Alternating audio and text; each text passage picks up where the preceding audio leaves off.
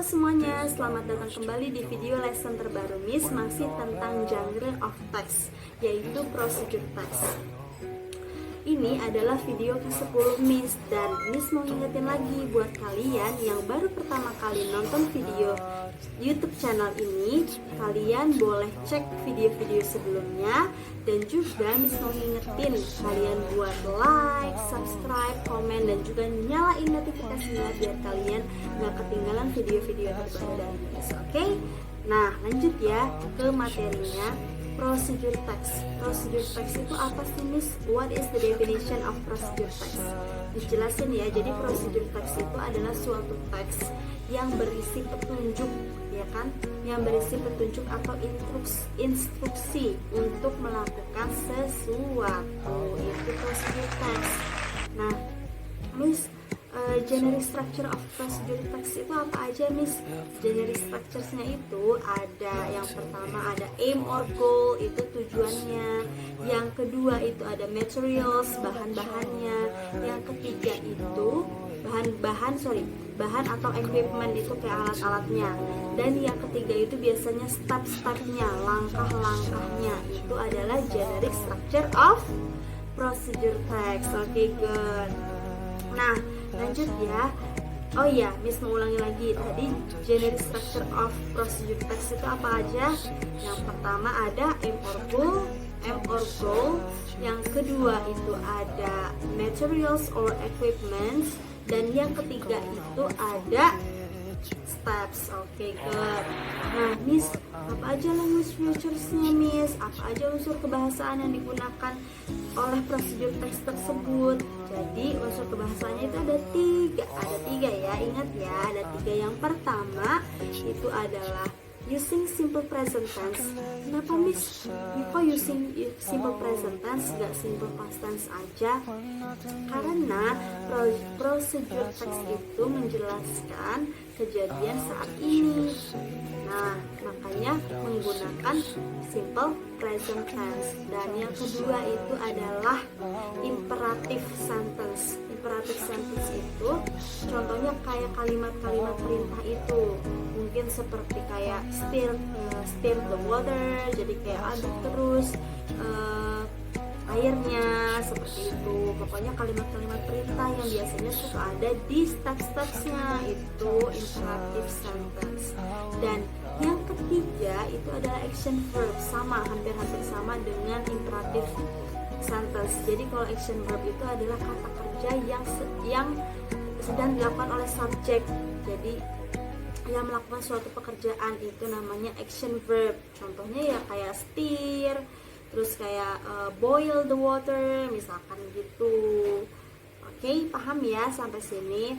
Nah, Miss juga mau ngasih kalian contoh nih, beberapa contoh tentang procedure text. Nah, mungkin kalian nanti akan menerapkan procedure text ini di rumah. Biasanya kita banyak menemukan teks-teks procedure text itu biasanya di dalam kemasan mie instan, atau mungkin di dalam kemasan produk-produk yang pernah kita beli, seperti itu. Nah, Miss langsung aja ya ke contohnya, Miss bacain dan tolong kalian pahami benar-benar supaya kalian paham. Oke? Check it out. Nah, ini contoh yang pertama, itu goal or aim, itu tujuan. Tadi Miss bilang kan tujuan. Goal or aim ini menunjukkan tujuan dari pembuatan teks tersebut, benar kan?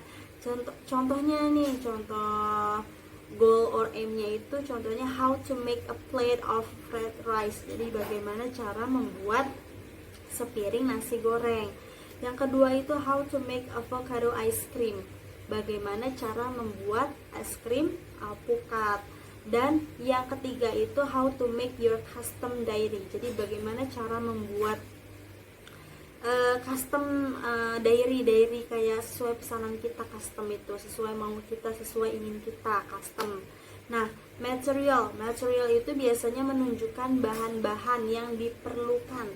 Contohnya 1 tablespoon of salt, 1 sendok makan garam, dan 1 glass of hot water, jadi 1 gelas air panas, dan juga paper, itu kertas.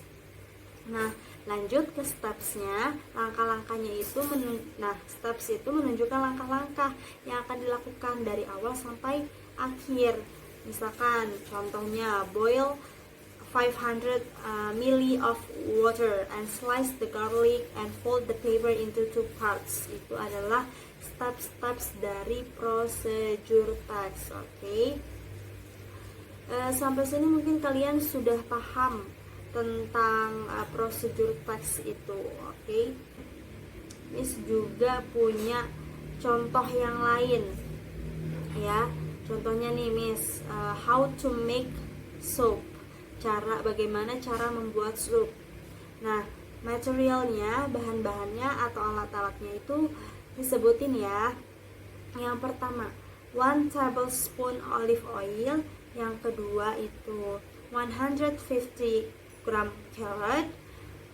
Yang ketiga 250 gram potato, and yang keempat itu 100 gram onion and 1 teaspoon salt, 2 ribs celery, 1 teaspoon garlic powder, and 1 bay leaf, and 500 ml water, like that. Itu materialsnya.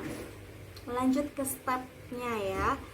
Boil 5 ml water, add the chopped onion, garlic, celery, and carrots. Stir for about 4 minutes. Add salt, garlic powder, and bay leaf, and reduce the heat, and soup is ready to serve. Soup siap dimakan. Okay, thank you my students.